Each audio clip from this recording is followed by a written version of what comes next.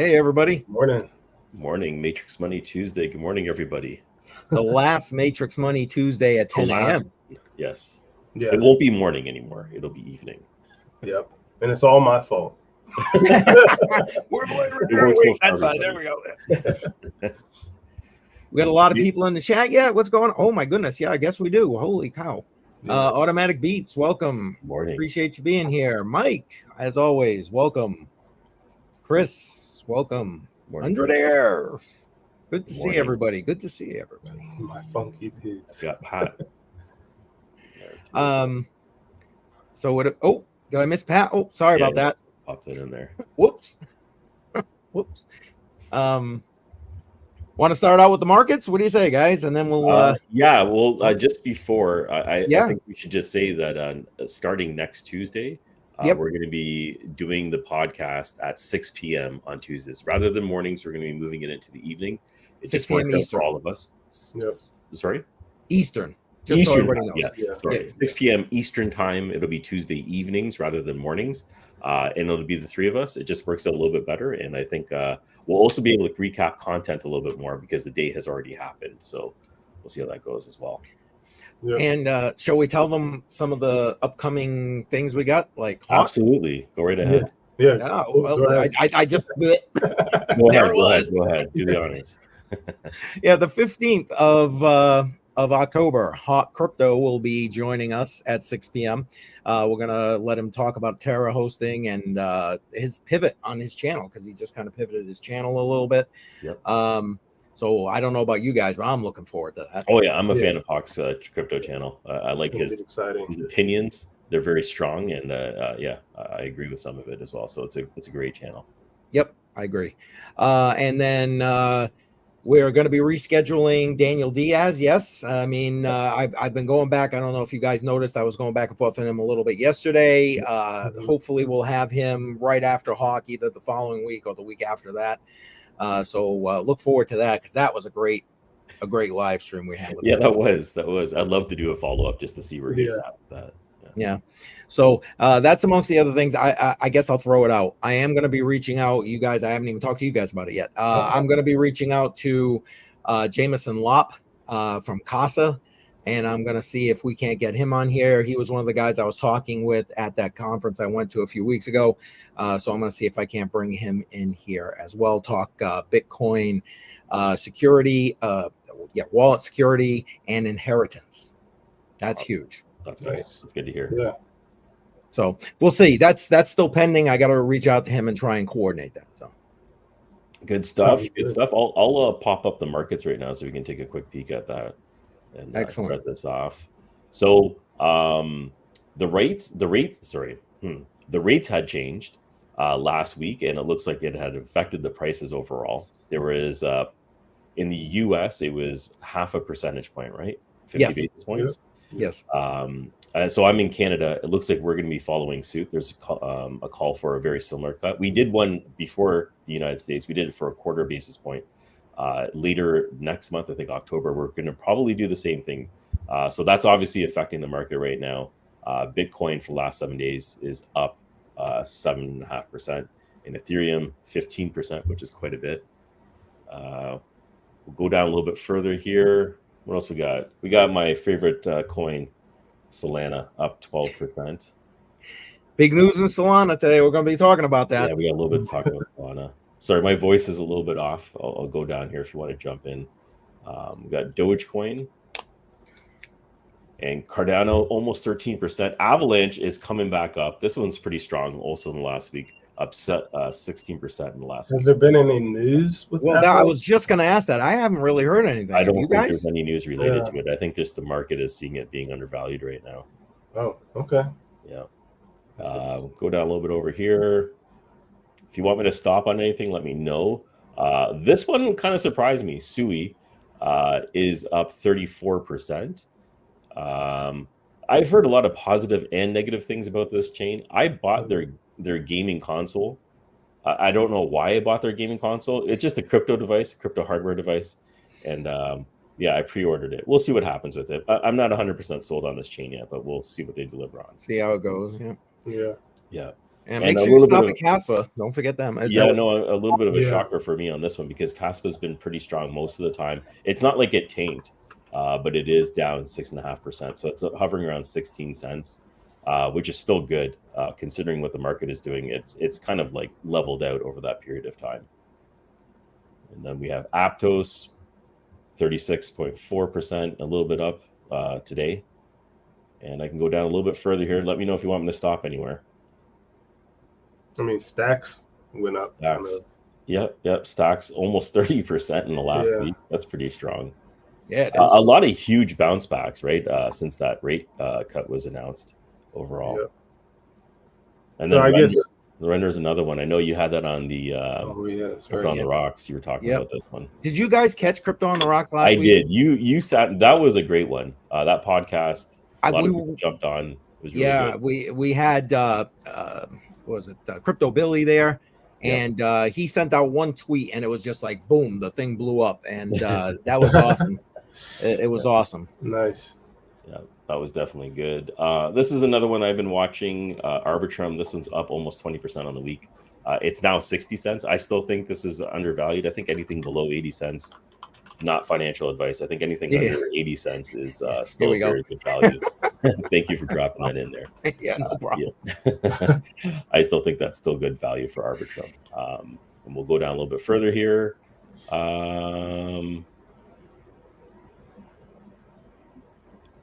Nothing else is catching my eye, guys. Yeah. I'm good with that. Okay. Yeah. All right. So we'll leave it at that. I'll pull that off the screen for you. And then let's see. I think we got a few people in here. I thought I saw. Yeah, right here. This TD, welcome by the way. And yeah, he liked the Diaz live. Well, he's coming back. We had just got to iron out the date. Yeah. Mike is asking, what time is it for you guys right now? It's just after 10 a.m. Eastern. Yeah, I think Mike's in Europe, so his time zone's a little bit different. So the 6 p.m. I don't know. Yeah, I think he's maybe 4 hours ahead of us or something like that. I feel like it might not work out, and that's the other thing, right? Like if this doesn't work out, then we'll just go back to what we did before. Yeah, this is just testing grounds. We'll see how this works out. Right. Yeah. And Sadie's in the house. Welcome, Sadie. Morning, Sadie. All right. Well, let me get my stuff set up, and we'll start going here. So Solana, I love Solana. I'm sorry, I just got nothing at this point. But there's a lot of Solana news, so let's get to it. I think this is kind of big news. Citibank, fourth largest bank, I think, in the U.S. Oh, right here, it says it right there. Yeah, fourth largest bank in the U.S. Exploring Solana's potential, looking to utilize blockchain tech for money transfers and smart contracts. That's huge. That is huge. A lot of major announcements have come out since Token 2049 launched or started last week, and there's a bunch of Solana conferences that are going on, I think, as we speak right now. So I'm expecting to hear a lot more announcements related to the chain. Yeah. Oh, well, I got another one for you. Let's bring that one up, I guess. And there were a lot. I picked what I thought were two of the bigger announcements. Mm-hmm. And right here, Franklin Templeton, major asset manager here. I guess globally. I was going to say here in the U.S., but I think it's globally. They're looking to put mutual funds on the Solana blockchain. Wow, check that out, eh? Wow. I think the only thing missing right now is an ETF for Solana, but maybe that'll happen soon. Yeah, well, I don't know. And I only say not because it's Solana, but any other ETFs at this point. I don't know. You know what I'm saying? Yeah, a little bit scary in that department with the SEC coming back out, flexing its muscles. All right, that's all I got for Solana. So you guys want anything else with Solana? You got to throw it in there. Let's see. No, nothing crazy. The Solana didn't. I don't have the link, but Solana did start announcing features of that new mobile phone that they earlier in the year. They started giving out the specs and letting you know a little bit more about the utility of the phone itself. Maybe I'll talk about that next podcast. I'll do a little bit of a deeper dive. Just not feeling too great today. But there was a lot of features that they're finally releasing, and it looks like, I believe they said March of next year is when shipments are going to start. So there's an actual shipping time. Shipping date. Yeah, which is nice to hear. So money just didn't get burnt, which is great. That is good news. Well, let's transition to Bitcoin a little bit. Sure. You always hear how Bitcoin is so bad for the environment, et cetera, et cetera. Well, independent peer-reviewed paper here basically showing how Bitcoin mining can help. In particular, they're talking about biorefineries here, but basically for this whole green initiative thing. So link is all I'm talking about, by the way, in the description, and this will take you to the link that's here will take you to an article, and then all the links to the full everything is there, just Awesome. so everybody knows. Positive stuff for Bitcoin. That's huge. Yeah. I mean, we're hearing more and more about this kind of stuff now than we are these hit pieces, basically how bad it is for the environment, yada yada yada. Yeah, they're starting to fall in line a bit, which is nice to see. It is good. It is good. I got one more Bitcoin thing, and this comes with an actual video. I thought if you guys didn't mind, we could play it. It's about 2.5 minutes long. Sure. It's basically a news broadcast. Small country in the Himalayas. Any idea? Have you ever even heard of it before? No. Yeah. Me either. Prior to this, no idea. But I guess they're like total GDP. They're so small that total GDP is like 3 billion or something like that. It's like they're teeny. They're just a teeny country. But they basically been using hydro power to mine Bitcoin, and they are now the 4th largest Bitcoin holder as a country. Wow. Okay. All right. Yeah. US, I think it's US, China, UK, and then them now. Wow. They literally blew by like El Salvador, who's literally using it as tender. Yeah. And they've been buying it huge. So this is interesting. Yeah. It's a 2-minute video. Yeah. Care if I run it? Yeah. Go ahead. Run it. All right. And now moving to Asia, Bhutan, the Himalayan kingdom known for prioritizing happiness over wealth, has quietly emerged as a major player in the cryptocurrency world. With $780 million worth of Bitcoin, which is nearly a third of its GDP, Bhutan has become the 4th largest government holder of Bitcoin. Now, what's fueling the country's ambitions to become a leader in green crypto mining? Here's our report with answers. Nestled in the Himalayas, Bhutan, a tiny Buddhist kingdom with fewer than 900,000 people, has emerged as an unexpected yet powerful player in the world of cryptocurrency. Known for its serene landscapes, happiness-centric philosophy, and commitment to sustainability, Bhutan has quietly amassed a significant treasure. Over 13,000 Bitcoin, worth approximately $780 million.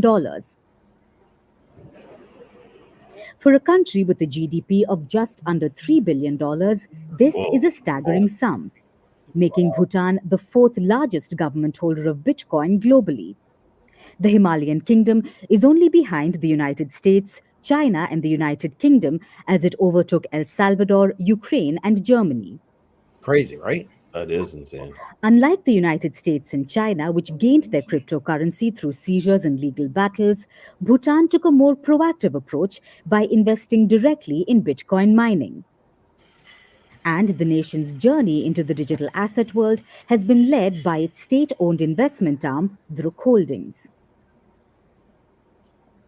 Now, even though Bitcoin, the world's first decentralized digital currency, was created in 2009, it has since evolved from a fringe internet experiment into a globally recognized financial asset.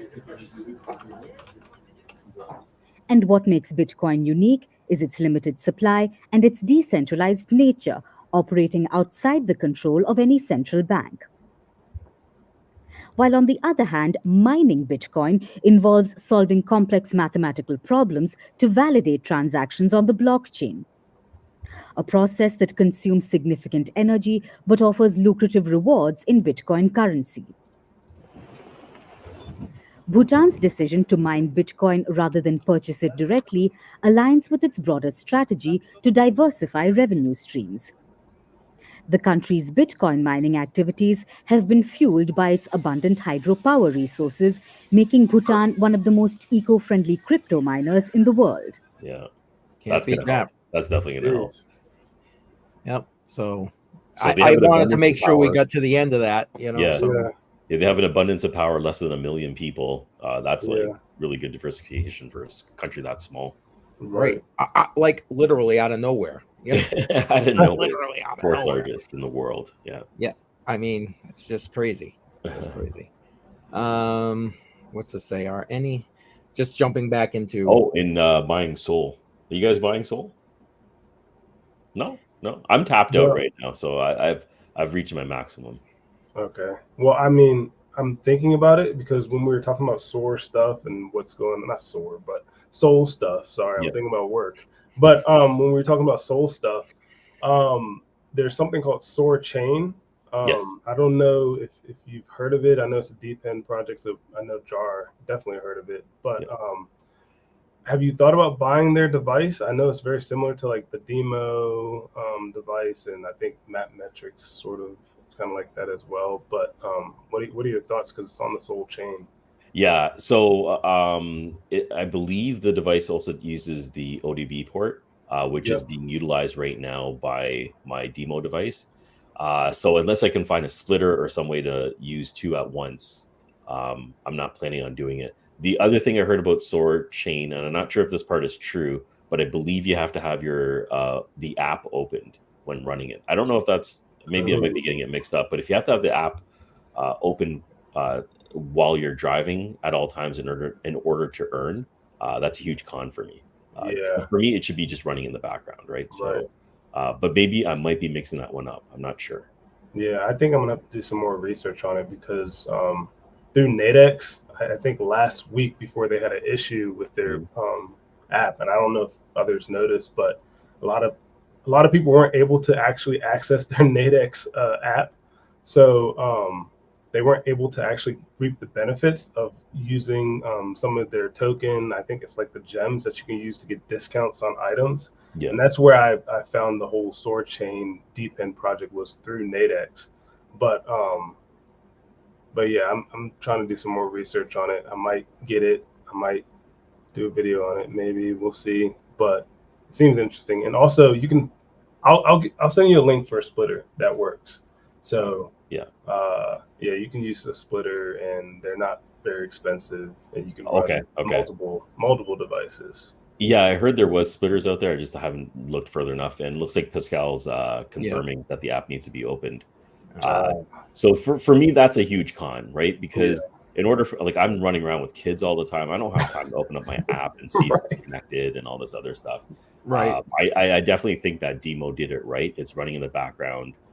If you have the software in your vehicle that can connect to their network, you don't even have to plug in anything. It just works. You just sign in and authenticate it. So and these projects also evolve over time. So this is something that maybe is right now, and that's something that they might choose to change later down the road, right?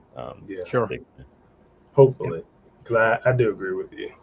You guys familiar with this project on Sui? Yeah. Chirp. I tried to get a hold of the team. I am looking into this project. It's I believe they're sharing Wi-Fi. Not 100% too sure. Or I think they're a competitor for Helium and their mobile token. So somewhere along the lines of that. But I am looking into that one. That one seems like an interesting project. Nice. FF, I know you might have to jump off earlier. Do you have anything to note? No. Just thank you guys for continuing this. I know sometimes I'm not here because of work, but I really appreciate it. I appreciate everybody hopping in the chat as well and watching us 100%. As we ramble about crypto. But I'm probably gonna have to get back to work. Yeah, work gets in the play. Yeah, I wish we could do this completely full time, but work definitely gets in the way of things sometimes. Yeah. Amen to that. Awesome.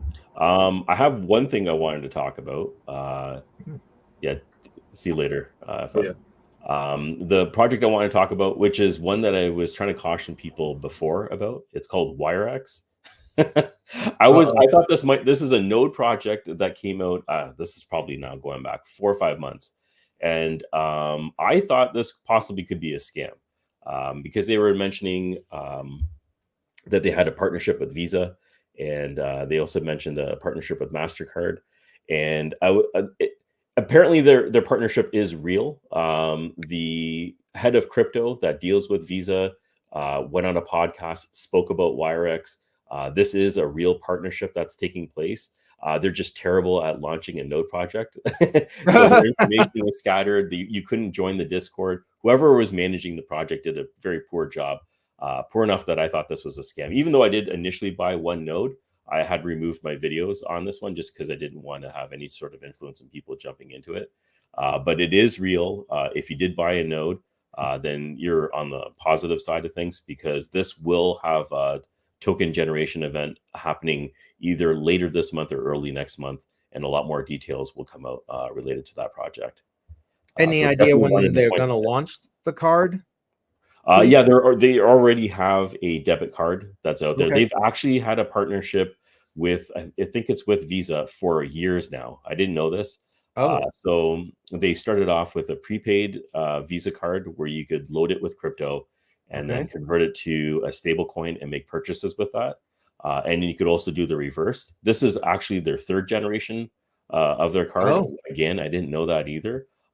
When the node project had launched, everything happens very quickly. I wasn't able to do enough research into it, but I've been keeping an eye on it because I was just trying to figure out where it's going. But it does seem like a lot of positive things are coming out, and there's been a lot of reinforcements of the commitments that they've said they've made and the partnerships that they've said they've made. So those have been solidified. So I definitely think it is a real project, and it has some big Nice. things coming up. Nice. So yeah, I just wanted to make sure I pointed that out. I don't have anything else. That's okay. What are you working on for yourself and your channel? Yeah, so right now I have some devices that were compatible with Planet Watch. I know there's a lot of people that jumped onto this project called Planet Watch maybe about a year or so ago, and a lot of the Planet Watch went down, and the token's not worth anything right now. A lot of disgruntled people on that project. There was a new project that came over that purchased them and bought them outright. They're called Ambient, and they're starting to convert those people who had devices and had licenses over to their network. And I'm looking for multiple ways to mine the current devices that they have. So I have one called, it's not coming to my head, Ambient.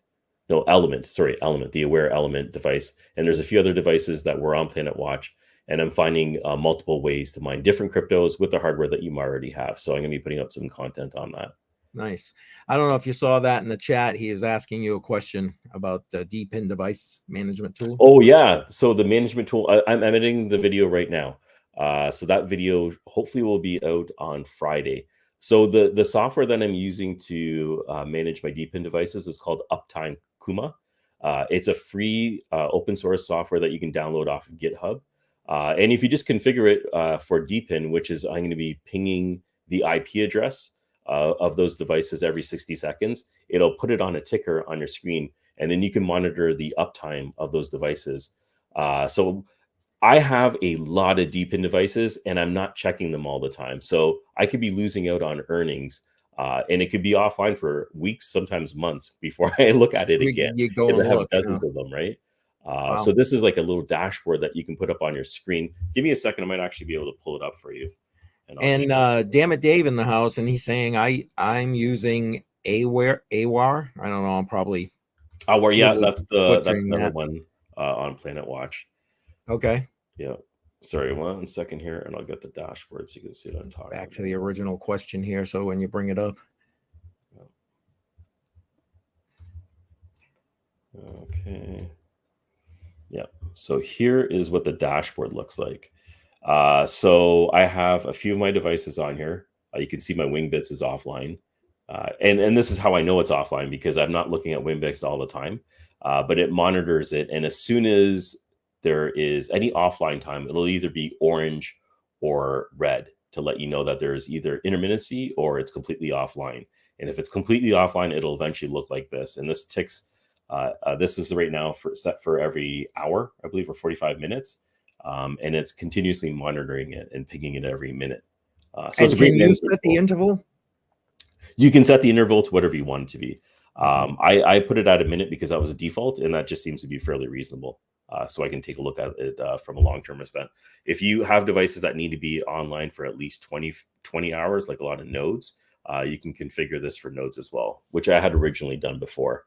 It just seems like it makes more sense for deep in devices. Okay, cool. So, I don't know if you saw Mike's question. He's asking thoughts on Versus. yes. Oh, versus Verus. Verus coin, yeah. So Yeah, Verus Verus coin coin. had a huge pump. Yeah, that's what he just said right here. Pumped recently. Yeah, not even like a little bit. It was gigantic. So it's at 340. But let's just take a look at this chart. Yeah, look at that. Holy moly. Yeah. I have no idea why it took off the way it did. But that's a huge pump over the last couple of days. And utilities there, the market cap is now over 250 million, which is gigantic for this. It's a great project, community driven. I've talked to a lot of people on the team over the last little bit. I have a guide on how to mine it. It looks like it's ASIC resistant project, and you can run it on a little Pi device if you want to. And it seems to be somewhat profitable. Definitely profitable now. It wasn't so profitable before. A lot of people are mining this on phones. So I was just about to say Paperclip mines it on a whole phone farm he has. Yeah. Matter of fact, Mike, he usually joins in Crypto on the Rocks on Friday night. I'll ask him about this while we're live. I know it's probably late for you, so you might not be able to watch live, but you could possibly go back and check it out. He is all over this whole Verus coin thing. Yeah. Shout out to Paperclip. He has a ton of tutorials on how to mine Verus coin. Really healthy project. The team is great. Again, it's going to come down to the utility of the project because right now it's a coin. But if they're going to layer on other utilities to the coin, I think it'll create more value. Yep. I mean, you might even want to go check his channel. He might have already done a video on it, and I just didn't see it, to be completely honest. Link to his channels in the oh wait, it's not in this description. It's in descriptions on my channel. Sorry about that. This is Matrix Money Podcast. Forgot where I was. Forgot where I was. Oh damn.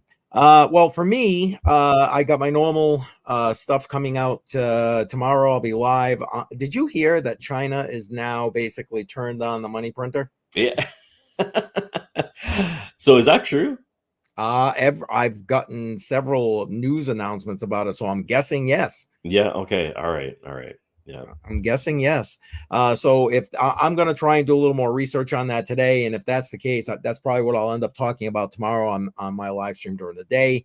I'm still looking to do one on another one on Thursday live, Friday night as usual. Crypto on the Rocks 7 p.m. and followed by after hours after that. And again, if you missed last week's Crypto on the Rocks, man, you got to go back and check that out. It was just on fire. Normally I wrap up around like 9 o'clock and then head over to after hours, but it was just going and going. I wrapped up almost close to 10 and then headed over. So it was great. It was a good that was definitely a good one. I caught a bit of that one. That was fun.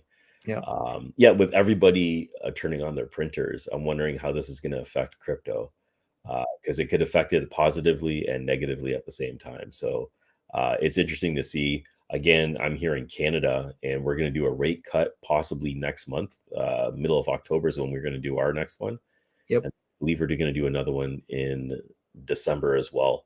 And if they're going to follow the pattern, like I was listening to the CBC, and they're talking about dropping it before the year is over a full percentage point. So 50 basis points. That's not a lot. That's a lot. Considering we haven't done anything in years, that's quite a bit to drop it. So it's speaking about the current market state that we're in right now. Unemployment here is pretty bad. Prices are incredibly high. So inflation's another factor. It's a little bit puzzling because you can't keep printing money forever, right? So, and this is where I think crypto is going to be that one asset that'll be tested and true. I don't know if Bitcoin's going to be the one, but it's just a safe haven right now. And I see a lot of people just starting to diversify and hedge their bets when it comes to what they're going to be investing in long term. unless you talk to Daniel, and then unless you talk to Daniel, yes, and we'll be doing a follow-up with Daniel. Daniel's not wrong when he's talking about gold. Oh, hell no. And its value over a long period of time. But the possible crash in the market, like this house of cards that we've been sitting on for a while, can still be held up a little bit longer. So I do agree that he says it's going to crash. I think that's possible. The timeline is a little bit off. So in my opinion, yeah. And let's be honest, crypto will go down with everything else. Oh, but the question is, how quick will it recover? That's the question. Yeah, absolutely. Absolutely. And thank you, Automatic Beats. Appreciate that as always. Nice new logo he's got there. Yeah. Appreciate it. I don't know. That's basically what I got, my friend. You got anything else you want to throw out to everybody? Yeah. Pardon me? You got No, I don't have anything else. I say we wrap it up. And thank you everybody for joining the stream today. Again, we're going to start our podcast next week at 6 p.m. So the 10 a.m. slot is going to switch to 6 p.m. We're going to try that a little bit. I think that works a little bit better for possibly a lot of our audience members as well as us as a team. We're going to see how that goes. So thank you for joining the Matrix Money podcast. Happy Tuesday, everybody. Yeah, take care, everybody.